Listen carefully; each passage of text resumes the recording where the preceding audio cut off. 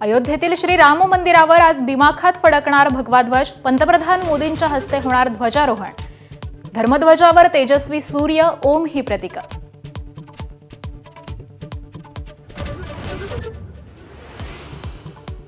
ऐतिहासिक क्षणाचे साक्षीदार होण्यासाठी अयोध्या नगरी पुन्हा सज्ज।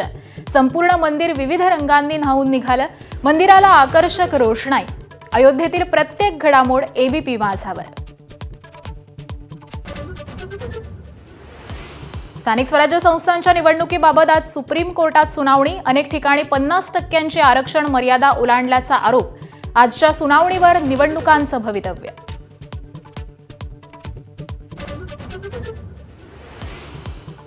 मुंबईत 11 लाख दुबार मतदार असल्याची महापालिकेची कबुली। दुबार नावं वगळण्यासाठी महापालिकेनं वेळ मागितला। राज्य निवडणूक आयुक्तांची माहिती।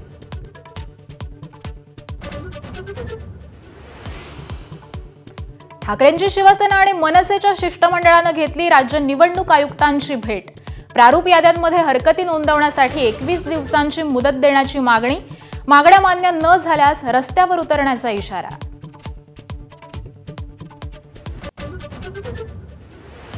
अबुझमाड जंगलातूनही नक्षलींचा बिमोड। कायद्याचं राज्य लागू। पोलिसांचं पहिलं ठाणं सुरू। आदिवासींसाठी आता पायाभूत सुविधांची उभारणी होणार।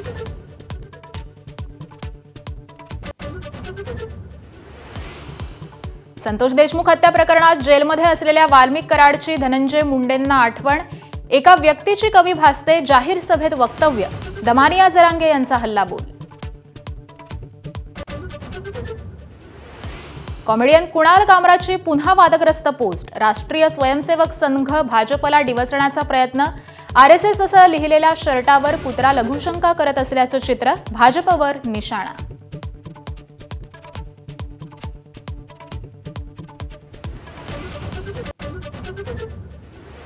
सिडकोच्या घरांच्या किमती कमी करण्यासाठी आज उपमुख्यमंत्री एकनाथ शिंदेंची बैठक।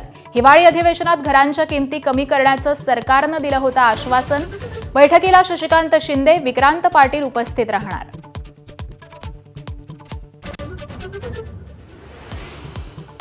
इथिओपियात ज्वालामुखीचा उद्रेक। आकाशात पसरलेली राख भारताच्या दिशेने। डीजीसीएकडून विमान कंपन्यांना अलर्ट।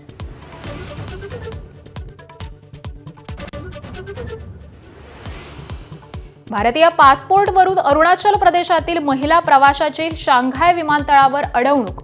चीनी इमिग्रेशन अधिकाऱ्याकडून अपमानास्पद वागणूक। भारतानं नोंदवला तीव्र निषेध।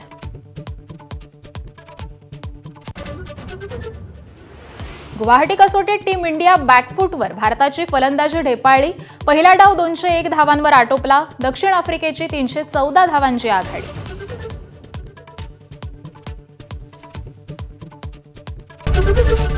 एबीपी माझा, उघडा डोळे बघा नीट।